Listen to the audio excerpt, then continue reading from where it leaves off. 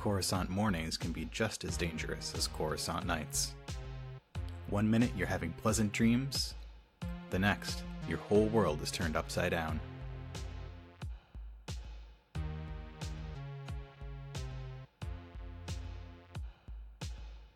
Alright, you're playing Jon Shondongas. Tell me about Jon.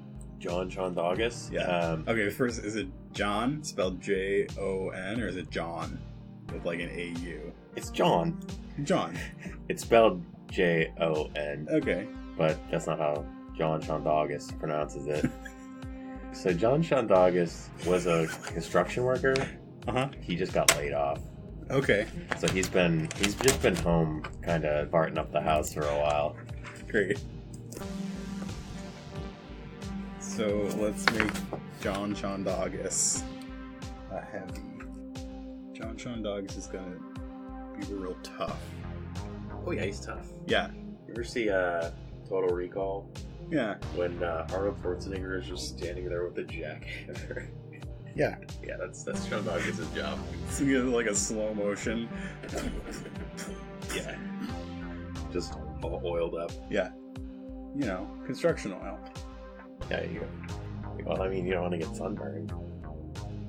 You want to spend the last 25 on skills? Sure. And this is yours to draw Shondongas. Yeah, I got you. Jon Shondongas. Jon Shondongas. Oh yeah, he's a melee brawler.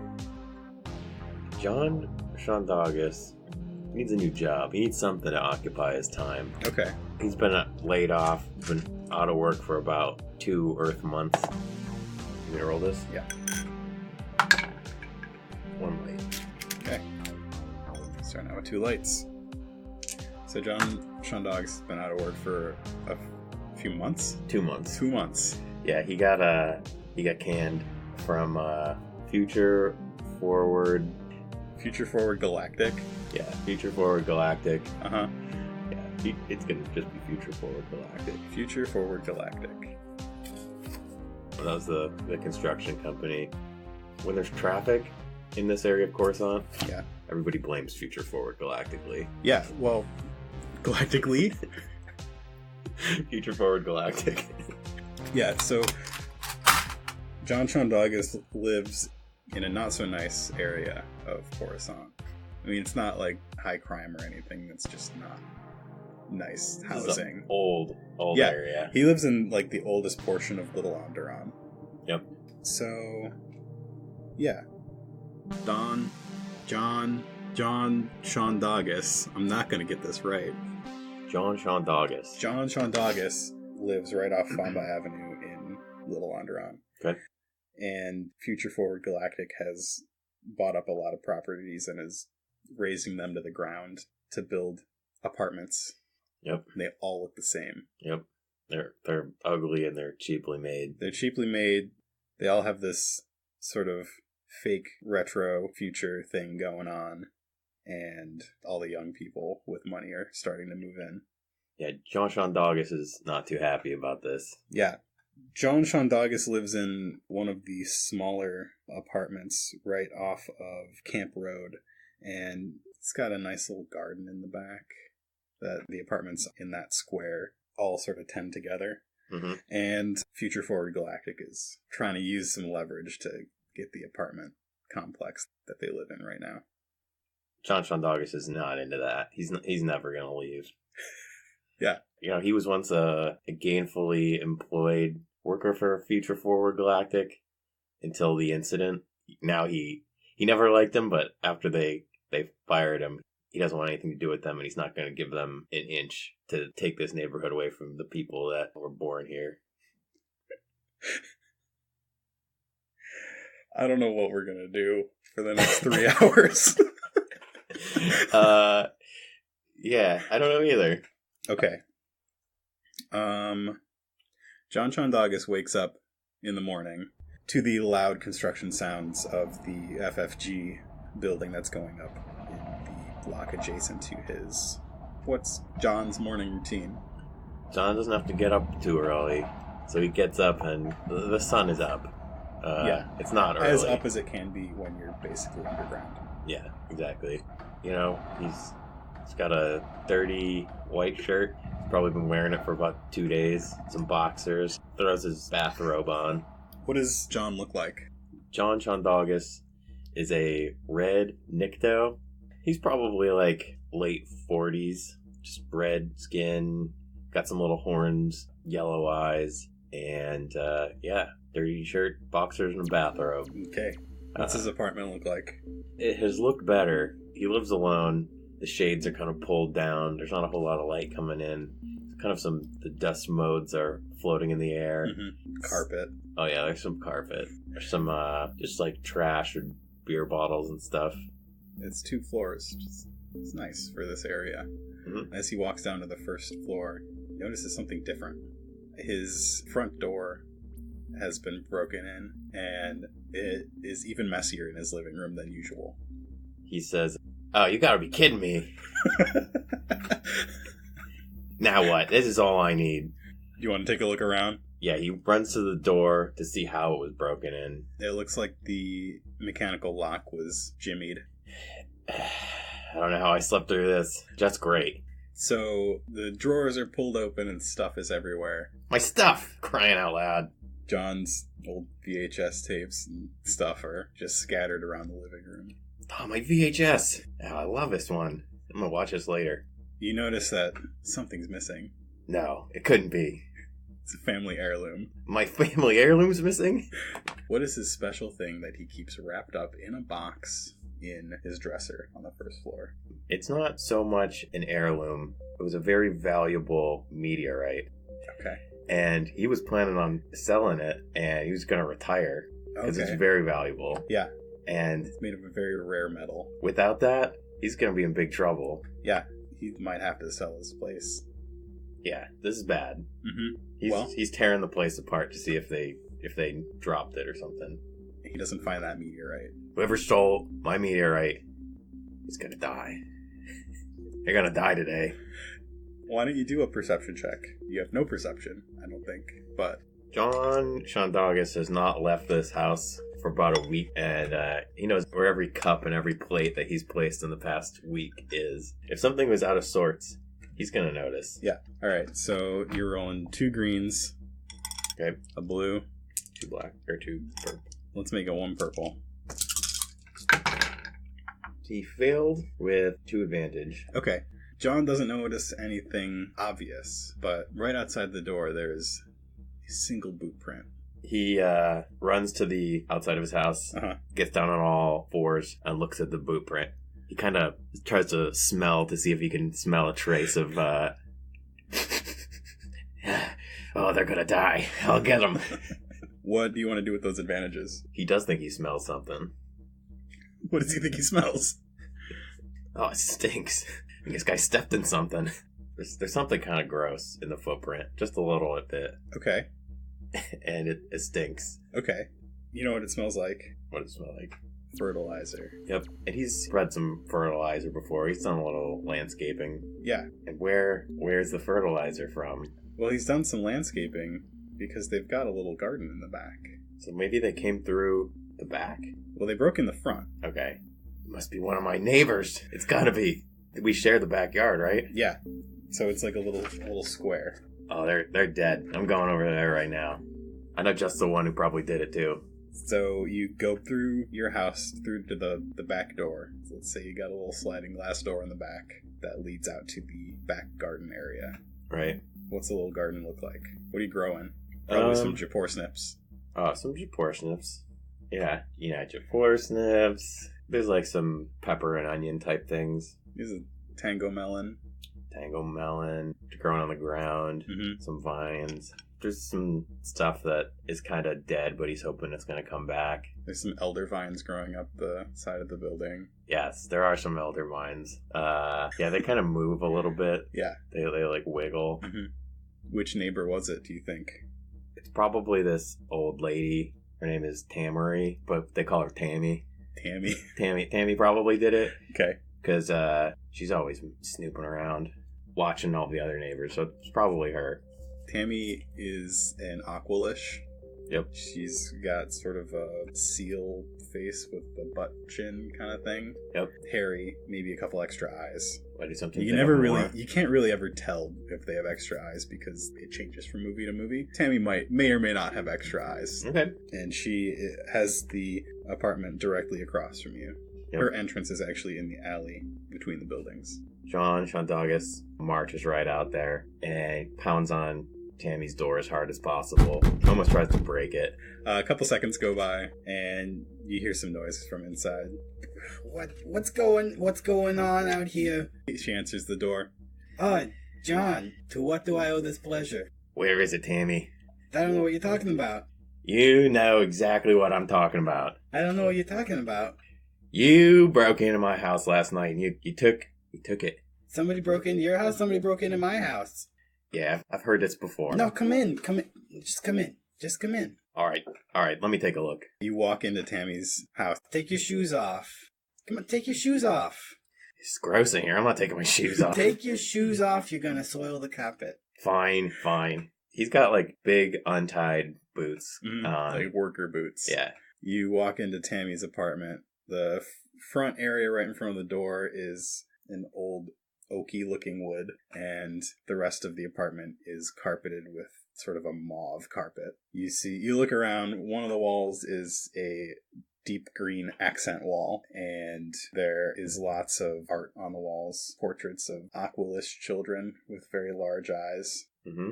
Tammy's got a little glass coffee table in front of her very stuffed sofa, and there's doilies on the back of the sofa. She's got this sort of the same setup as you, except kind of mirrored. Mm-hmm. And around the corner is the sliding glass door into the garden area. And looking around, you see that the glass on the glass door was broken inwards. Oh man, I can't be in here. It makes me dizzy. It's backwards. Just look, they broke in and they took my collection. What'd they take? I gotta come up with a name for it. I know what they took. A bunch of porcelain babies. Yes. Little babies. They took my babies. And she points to a glass case that is empty, and the glass is broken. Who would even want those things? They're precious. Yeah, well, it's nothing compared They're worth a lot of money. Yeah, well, something was taken from my house, and that's worth a lot to me, too. What did they take? That's on a need-to-know basis, and you don't need to know. You're so mean, John. This Yeah. is a terrible situation. What are we gonna do? Well, Have you called the police yet? Who? Clones? I don't do nothing. The clones. They'll do something. They'll look for these bad people. You know what? I'm gonna take this into my own hands. I'll figure this out. No. You got hurt. Just call the clones. Just call the clones. Sure. I'm gonna call the clones. I'm also. For me. Just call them. I'm taking this, and he picks up some kind of ornamental, looks like a fire poker, maybe like a thing to like move around the coals or something. Is there something like better that she should have? Don't take my peppo stick. I got that from my father. I'll bring it back, and I'll bring your babies back. My babies. She's got her hands on her face on either side of that butt chin thing. Oh, just thinking about her babies.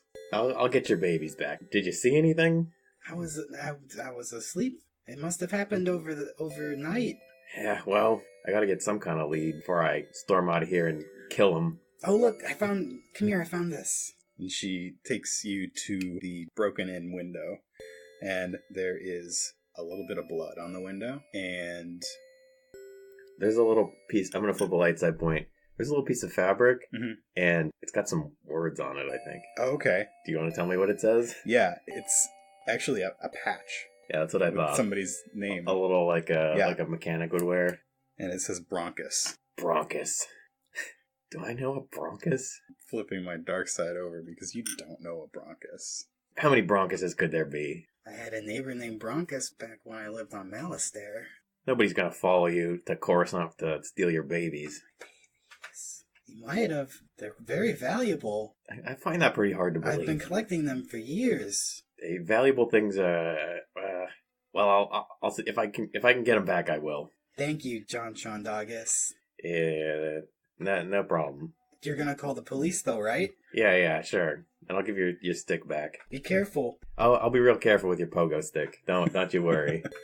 I look at it. Is it a weapon? Yes, it's an old. It looks like a gaffy stick. Okay. Jon Shondongas leaves. He's seen enough here.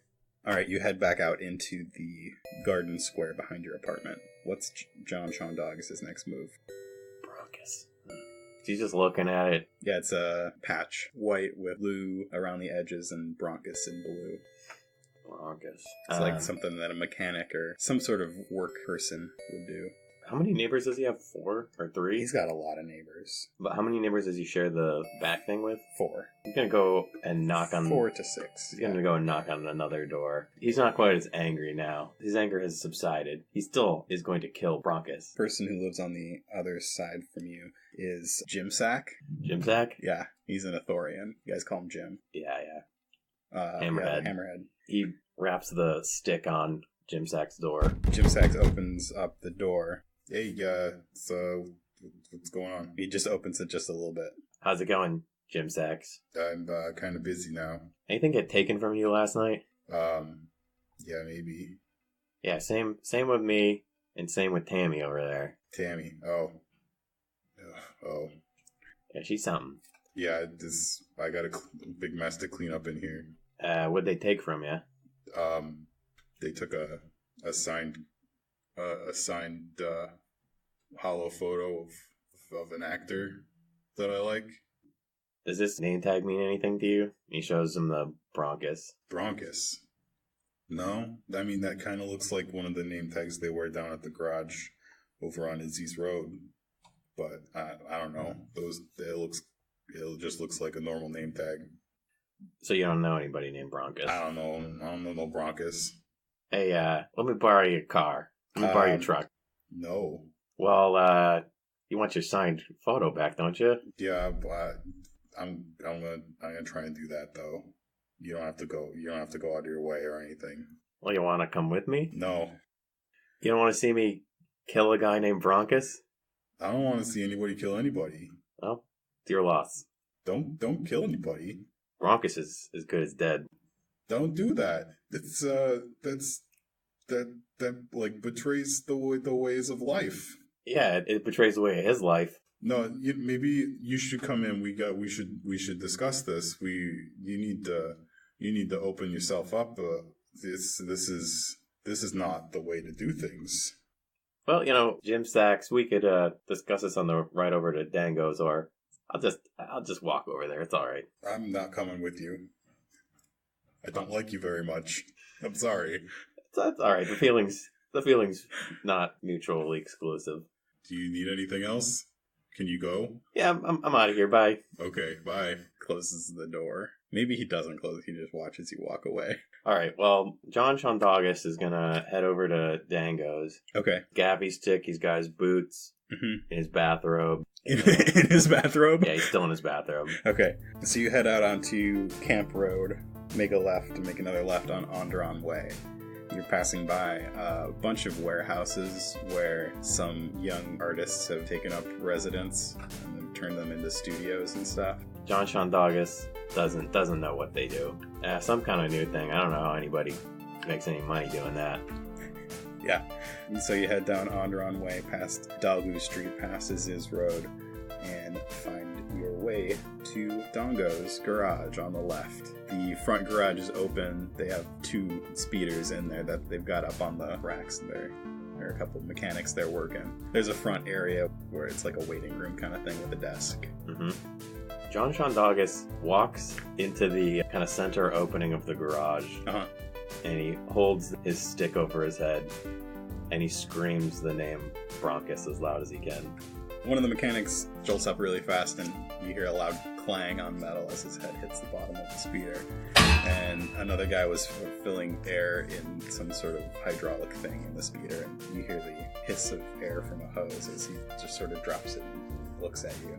Jon Shondongas was hoping one of them might start running.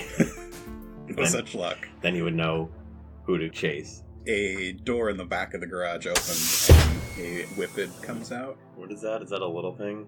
The whippet is about 8 feet tall. It's a very large face. Yeah, really sort of ugly things. Scoop shaped, and they've got a couple tusks coming out of the front. Mm-hmm. They're wearing a white short sleeve button up shirt with a small tie, and they've got a little patch on the chest of their white short sleeve button up with their name on it. And their name is? And their name is Goron. Goron? Gorun. Goron. What's all the noise? Get back to work. You're gonna tell me where Broncus is right now. Broncus. You want to talk about Broncus? This guy's got something of mine, and he's gonna die. Yeah, not if I find him first. You telling me you don't know where Broncus is?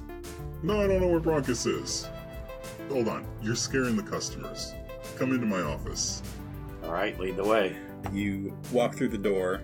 It is a very small hallway with like a bathroom and some lockers and stuff, and he pulls you into his office. It's very small, very tight. There's a desk with a chair on either side. You see photos on his desk of a small whippet, and that you assume would be this person's child.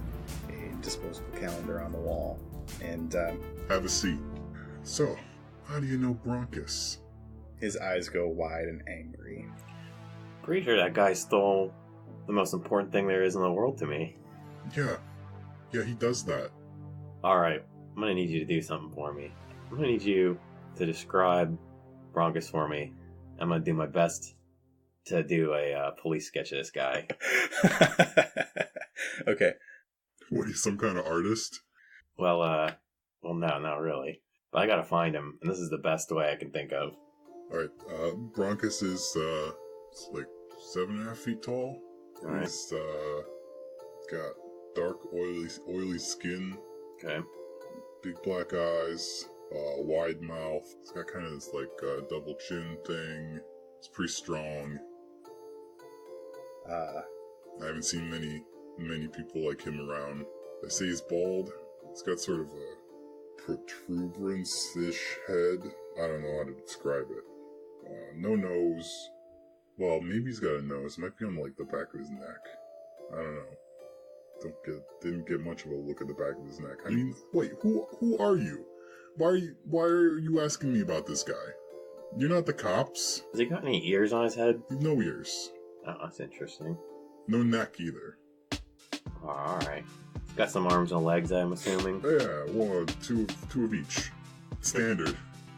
Has he got any noticeable scars or anything? None that I've seen. Alright, I don't know what this guy is, but I got some kind of drawing getting started. He's He's an ugly guy, isn't he? He's not attractive.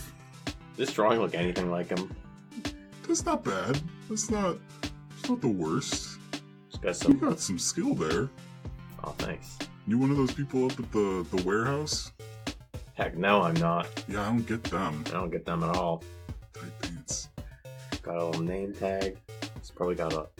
Why do you think he'd be wearing his work uniform to rob my house? He's not the brightest guy. Well, if you rob my house, you probably aren't. Where do you think I can find this guy? He used to live nearby, but they tore his house down, built some new apartments. Oh, yeah, this suit's a one piece for sure. Yeah, you noticed that the people working in the garage were wearing jumpsuits. They're kind of like blue or something. Yeah, like a bluish gray. Alright, I have no idea what this Broncus guy is or what species he even is, but I think I got what I need. So you haven't heard anything about, did he leave anything here when he quit or when he was fired? No, he took things. That's it. He robbed us and left. And, We filed a report with the clones, but you know the clones. yeah, you're wasting your time. He didn't have like a locker around here or anything. Yeah, his locker's right outside. I'm gonna take a look real quick. Yeah, be my guest. Jon Shondongas Locker number 42. goes and takes a look at locker number 42. There's no stuff in the locker, but there's some papers on the door. Yeah, Broncus likes paper, does he? One of them is a menu. Let's take a look at this menu. Yeah. I know this place. This is pretty close. Yeah, it is pretty close. And the place is? That's a great question. It's, Is it, some place that makes the best, fried noodlers? no, it's seafood. Oh. Yeah, it's a decent little ball place around the corner. It is called Bronktoni Bival Cuisine. Bronktoni? Bronktoni what? Bival Cuisine. Bival. Well, I never been to this place, but if that's where Bronkus is, that's where I'm going. Yeah, it's weird. It's weird alien food. You're into normal people food. Yeah, I mean, for me, I like normal food. Is fish? Who eats a fish? Fish isn't even meat. All right. Well, is there anything else in the locker? That is taped on the inside, and there are a couple pennies in the bottom. Star Wars pennies in the bottom corner. I'm not taking these pennies. These are probably dirty pennies. Yeah, there's a lot of dirt in this locker. Oil smears and stuff. This guy's gross. Well, better go kill him. So, Jon Shondongas. Jon Shondongas leaves, and he's gonna head over to Bronktoni Bival Cuisine. Bronktoni Bival Cuisine. It's really right around the corner. You go straight. You take a left out of Dongos. Was it Dongo? Dongo. Take a left out of Dongos, walk a block and a half, make another left, and it's halfway down this block. Yeah. It's right on Famba Avenue. Yep. Did you take that menu with you? It's probably got a little map on it. Yeah, I took it with him. Yeah. Left the locker wide open. Mm-hmm. Goron saw you out. Didn't want you back in the lockers without supervision. He was standing behind you the whole time. But yeah, so you leave, you take the couple lefts, and you make it to Bronktoni Bival Cuisine. Famba Avenue, it's midday. The street's pretty busy.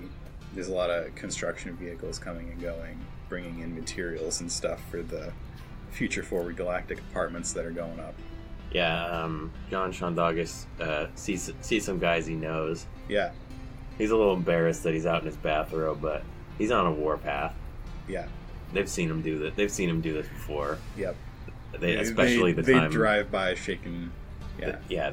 Shaking their heads. This is not that different from the incident. The incident.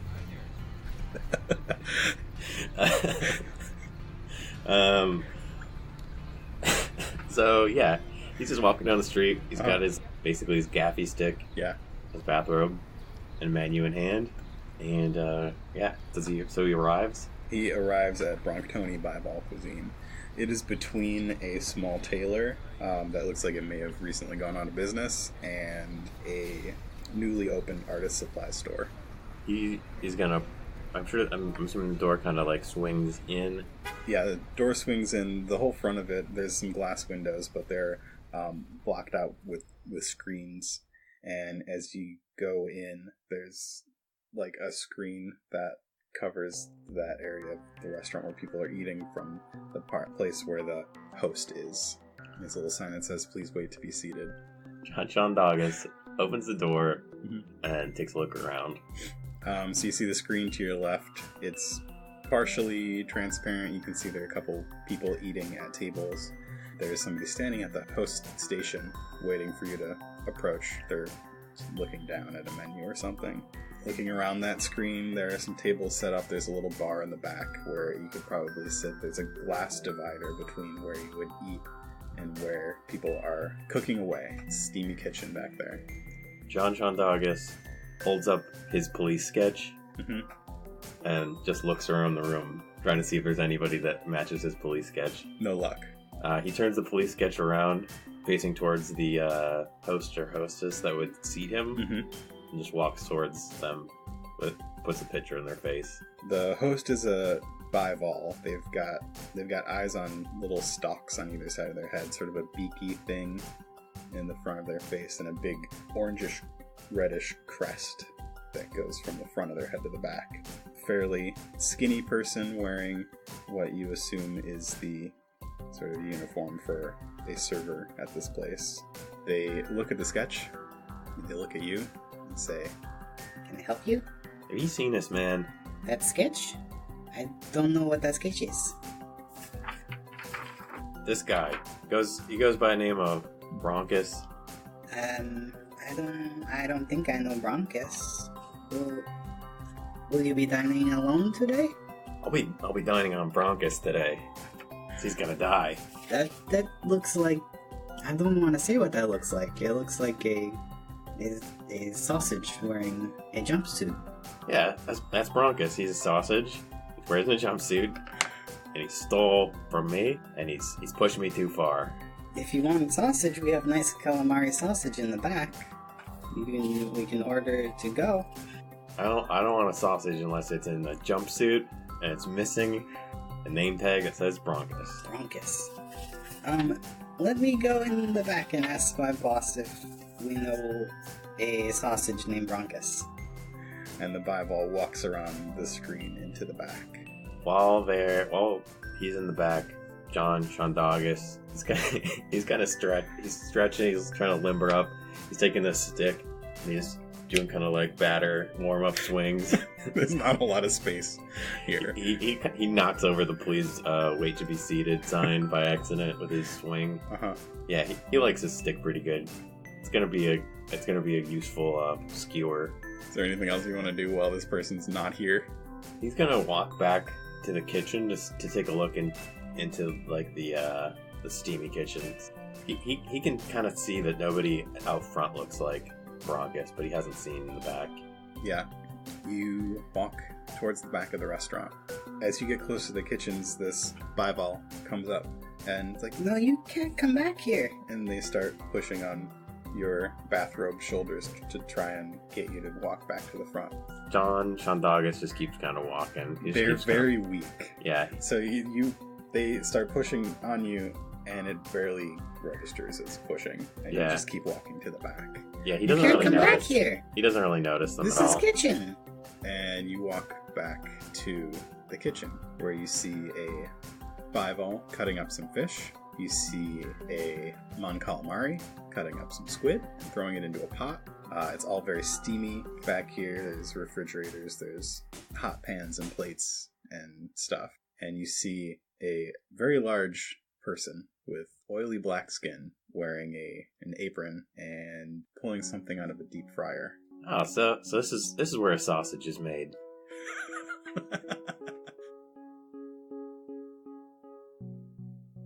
Thanks for listening to another episode of Coruscant Nights. Thanks to Doug for playing on these episodes. You can find Doug's art at dougceberhart.com and follow him on Instagram at doug.eberhart. Our music is by Mark Eberhart and Nick Scourin. You can find Nick's music at pro-am.bandcamp.com. And thank you to our new patrons on Patreon. Thank you, MRT3A. Thank you, Scarif Scuttlebutt Podcast. And thank you, Tony Eberhart. You can find us on social media at Coruscant Night on Twitter, and you can email us at coruscantnightspod@gmail.com. Love the show and want to show your support? Leave us a 5-star review on iTunes or visit our Patreon. Check it out at patreon.com/Coruscant Nights. Later this month, we'll be putting out a questions and answers episode. So if you have any questions for me as a GM, our players, or the characters they play, make sure to send them to us on Twitter, hop on our Discord server, or send them to us by email. We look forward to reading your questions on air. And finally, the last exciting news of the day, CoruscantNights.com is now fully operational. You can find more info about the show, our players, and the people behind it, along with a one-stop listening spot for all of our episodes. Check it out at CoruscantNights.com.